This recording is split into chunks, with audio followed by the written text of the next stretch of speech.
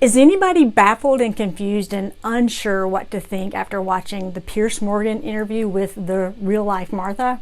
Have you recognized that it's probably that same feeling that Donnie had for Martha in Baby Reindeer? It's that feeling of pity for somebody that you aren't sure if you should have pity on. Her behaviors can be so offensive, yet we can also sense the deep pain and hurt that she must feel. And I honestly just don't know where to start with this analysis of her interview with Piers Morgan. So today we're going to do a deep dive into narcissism, then my thoughts on Netflix and Richard Gadd. And since Martha's character has now outed herself, I feel like it's ethically reasonable for me as a professional therapist to have a discussion about the real Martha, who is Fiona Harvey. Again, I have to say this as a disclaimer. This is for entertainment purposes only. I don't personally know her. She's not my client. This is not a diagnosis. It's just a theory of what I think could be going on. And I also don't want it to seem like I'm bullying her, so I want to keep my language as professional as possible. And I do want to say this to Fiona, if you are watching, please make sure your Facebook account is private because it's only hurting your case. Go get a big glass of water, take care of yourself, get a snack, go take a nap, shut out the world for a while, stay safe, take some deep breaths. This interview with Piers Morgan was the perfect example of how a narcissist thinks. But here's the tricky part about narcissism. They are often causing more problems for the people around them than they are for themselves. They aren't walking around thinking, I have so many problems, I need therapy. And we can see from this interview that she does not see herself as having a problem or being a problem. He didn't see you as a villain, but as somebody who is unwell and needs help.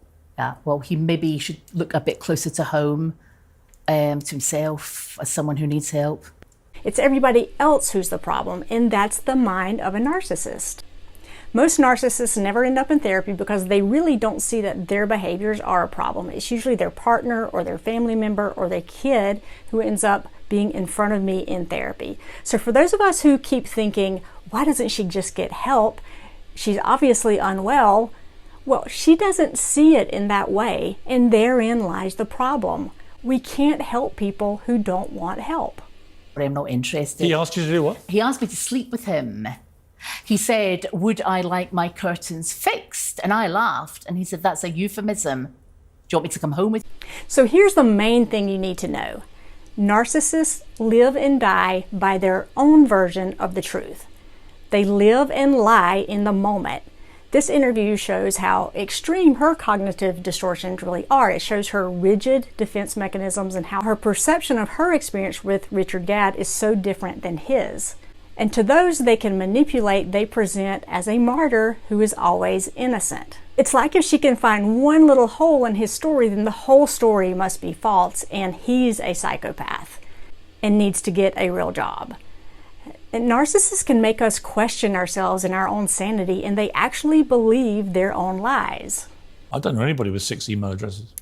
You don't know many people then. I know people with 4 or 6 emails address. Or was it 4 or 6? I can't remember. Probably 6. Did any of you think, wait, do other people have 4 email addresses? Maybe they do. Should I have 4 email addresses? Do other people live that way and I'm the only one that doesn't? So I want to walk you through this using the DSM-5 criteria for narcissistic personality disorder with examples from this interview. My name is Catherine Sloan. I'm a licensed therapist in North Carolina. Now let's start with the DSM criteria for narcissism. And there are 9 criteria here, and you can decide for yourself if you think she meets these traits. Again, this is for entertainment purposes only. A person has to meet 5 of these 9 criteria to meet the diagnosis. Number 1, has a grandiose sense of self-importance. For example, exaggerates achievements and talents, expects to be recognized as superior without commiserate achievements. Let's look at some examples of this in this interview. How did you do at school? I've got a photographic memory. I was top of the school, apart from the science. What grade did you get? Not bad. I mean, all right. What was it? That. Number 2 is preoccupied with fantasies of unlimited power and success, brilliance, beauty, and ideal love. Him. He said, would I like my curtains fixed? And I laughed. And he said, that's a euphemism. Do you want me to come home with you? And I said, I've got a boyfriend. I gave him the brush off. There are a lot of examples of this in this think. interview here with her talking about her lawyer friends. And in the show, we remember her saying something about any man who isn't attracted to me is a homosexual. We don't know for sure if she said those exact words, but it does sound like something she would say. Number 3, believes that he or she is special and unique and can only be understood or should associate with other special or high status people. And he So you currently have a boyfriend? Me, yeah. He's a lawyer? Yeah. In London? Doesn't matter where he is. I'd rather... No, I understand, but how long have you been? 5 years. You've been in a 5-year relationship? Yeah, so I don't... So what does he think I don't of want this? to drag him in. He thinks this is horrendous. All of my lawyer friends do, all of my professional friends do, other people do. And she says, I don't fancy little boys without proper jobs. And here's something on her Facebook page where she says, a celebrity hairdresser is doing my hair next week. He's a good pal. And by the way, her Facebook profile is public and she is posting numerous times a day. Number 4, requires excessive admiration. And she says that Richard Gadd had a crush on her. She states that the first time they met, he interrupted a conversation she was having with someone, and from there, he stalked her. Number 5, has sense of entitlement, unreasonable expectations of, expects favorable treatment or automatic compliance with his or her expectations. And as you see, a lot of these criteria will start to cross over into each other. Even the excessive Facebook posts show a sense of entitlement in a way where she expects that someone should listen to all of this and read all of this. I looked back on her Facebook posts because she keeps her account public, and there have been 57 Facebook posts in 5 days. I'm going to show you some of these here. And these are rants about all sorts of things. And most people in these situations would keep their account private, right? And if she does have a lawyer who's going to be presenting her, in this case against Netflix, it seems like they would ask her to shut this down. And this only goes to show how much she lives in a different reality than the rest of us. She doesn't realize that this is actually hurting her. She does not see this. Number 6 is interpersonally exploitive. For example, takes advantage of others to achieve his or her own needs. And I just want to say here that stalking is inherently exploitive because it involves asserting power and control over another person without their consent. Stalking is exploitive. Number 7, lacks empathy, is unwilling to recognize or identify with the feelings and needs of others. Lack of empathy is a defining trait of NPD. We see this over and over with her in the series and in this interview.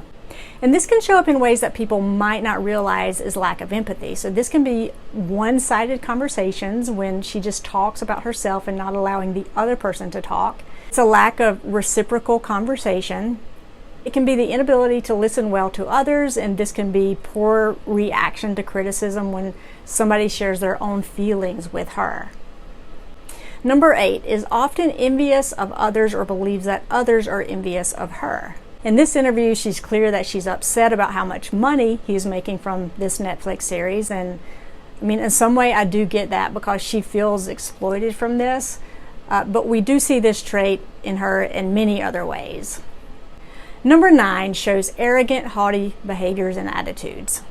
And this one is very obvious. There's a lot of name calling, belittling others, and she's very open about her feelings about minority groups.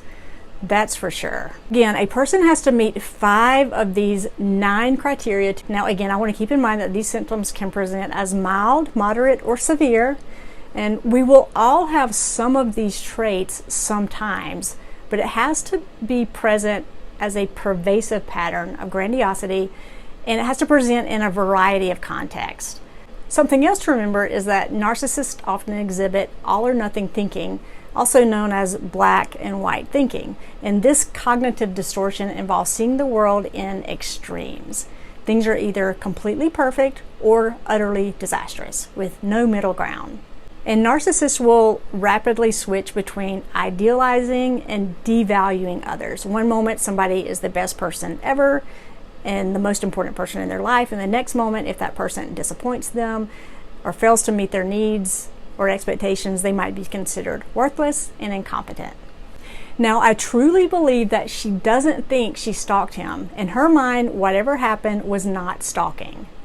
You could say that because Donnie or Richard Gadd didn't set clear boundaries from the beginning and there was that gray area, in her mind she truly believed he was the stalker. Maybe she had no idea how her behaviors were affecting him. And this is what narcissists do. They become the victim. It's classic narcissism. Now, should Netflix have gone to more extreme measures to make sure no one could trace this back to her? In my opinion, definitely. They should have. They could have had Gadd delete all of the old tweets to him, but that still doesn't mean that people wouldn't have figured it out. I still think it's possible that because Baby Reindeer has previously been in theaters and he wrote a book, that they just didn't think people would suddenly be interested in who the real Martha is. He's been telling this story for around 6 years already. He first performed Monkey See, Monkey Do on a treadmill. So early in the first episode of Baby Reindeer, a message comes on screen that says, "This is a true story."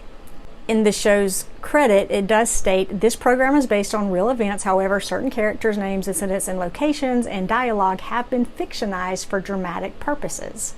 So I think that's the real issue here. Some of the main events in the show have been fictionalized for dramatic purposes. Gadd has always stated that this show is 100% emotionally true, although there are changes made in the story. The show had a kind of emotional truth, and I was always quite wary of sort of any deviation. But when you say emotional truth, what do you mean? It's a TV show. You always have to change things and slightly tweak things to make it work as a TV show. So you put it into structure the work, and you obviously every episode has to have a cliffhanger and all these kinds of things. But I always had to constantly check myself to be like, does this feel truthful to me, to my experience all the way through? And if it... Even in this interview in The Guardian in 2019, when it was just a play in theaters, he says, "It would be unfair to say she was awful and I'm the victim." He has always said that he doesn't see himself completely as a victim, and he sees Martha as being a victim to mental health struggles. So this continues to be a situation where there are no clear winners and no clear losers. There are no perfect victims. Thanks for watching.